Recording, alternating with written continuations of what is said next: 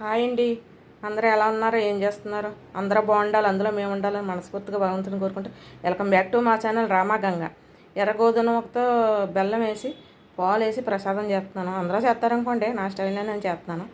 ఎలా చేయాలన్నది మీకు చూపెడతాను రండి. నచ్చితే లైక్ చేయండి, షేర్ చేయండి, పక్కన ఉన్న బెల్ ఐకాన్ క్లిక్ చేయండి. ఆల్ నోటిఫికేషన్ మీకు వస్తాయి. సబ్స్క్రైబ్ చేసుకుంటే మాత్రం మర్చిపోకండి ప్లీజ్ అండి, మాకు చాలా యూస్ఫుల్ అవుద్ది. రండి, ప్రసాదం ఎలా చేయాలో చూపెడతాను. ఓకేనండి. జీడిపప్పు వేపుకుందామండి. కొద్దిగా నెయ్యి వేసుకొని, ఎక్కువ అక్కర్లేదు. ముందు జీడిపప్పు వేసుకొని వేపు తీసేసుకుందాం.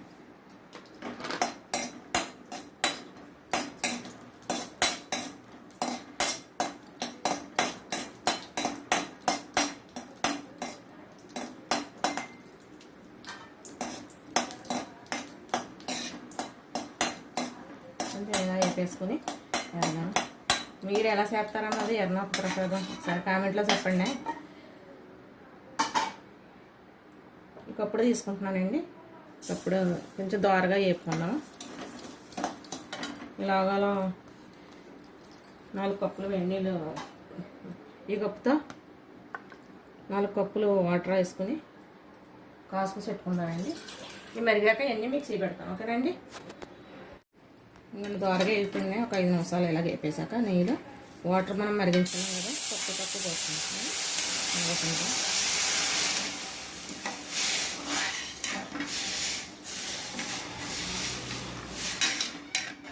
బాగా దగ్గర పుడికాక ఈ నూకతో అందరూ అన్నవరం ప్రసాదం ఇప్పుడు ఇలాగ చేస్తారంటారు, కానీ ఈ నూకతో పనసదార వేసి పాలు పోయకుండా చేస్తారా? నేను బెల్లం వేసి పాలు వేసి చేస్తున్నాను అండి. ఇది దగ్గర కుడికాక ఏమి బెల్లం ఎలా వేయాలన్నది మిక్సీ పెడతాను. ఓకేనండి.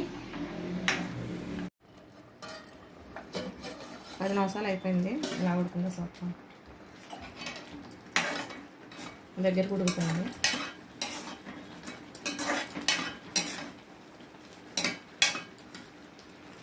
కొంచెం ఎంతగా బెల్లం అండి.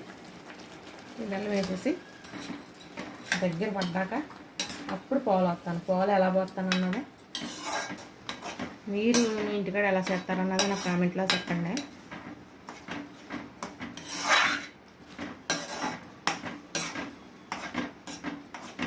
దగ్గర పడ్డాక మిక్సీ పెడతాను. ఓకేనండి. బెల్లం వేసాక ఇంక ఇలా వచ్చిందండి. ఒకసారి టవ్ ఆఫ్ చేసుకుని పాలు చిక్కగా కాచి చల్లారబోసిన కాసిన పాలండి ఇవి పోసేద్దాం. ఇవి పోసాక ఒక క్షణం టవ్ వేసుకొని కొంచెం చెక్క కొడుకునిద్దాం. ఎక్కువ పంచదార వేసుకుంటారండి అందరూ. పంచదార అంత బాగోదు కదా, అదే అంత మంచిది కాదు కదా హెల్త్ అనేసి నేను బెల్లం వేసేస్తున్నాను. సార్ స్టవ్ వెలిగించుదాం. కొంచెం యాలకులు కూడా వేస్తున్నానండి. మీరు ఎలా చేస్తారన్నది నాకు కామెంట్లో చెప్పండి.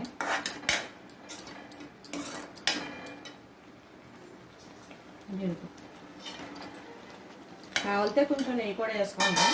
అంటే మాకు ఇంట్లో పెద్ద ఇష్టపడరు కదండి నెయ్యి అంటేని, అందుకనేసి కొంచెం నెయ్యికి కొంచెం తక్కువ వేస్తాను నేను. ఓకేనండి. ఎలా వచ్చిందన్నది కామెంట్లో చెప్పండి. స్టవ్ ఆఫ్ చేస్తానండి. ఇలా వచ్చింది.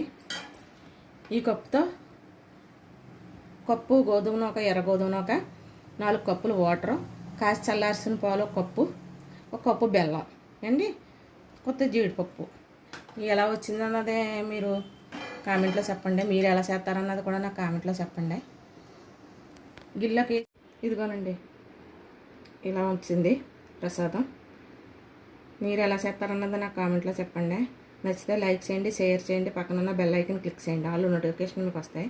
సబ్స్క్రైబ్ చేసుకోవడం మాత్రం మర్చిపోకండి ప్లీజ్ అండి, మాకు చాలా యూస్ఫుల్ అవుతుంది. బాయ్ అండి. మరో మంచి వీడియోతో మళ్ళీ కలుద్దాం. బాయ్ అండి.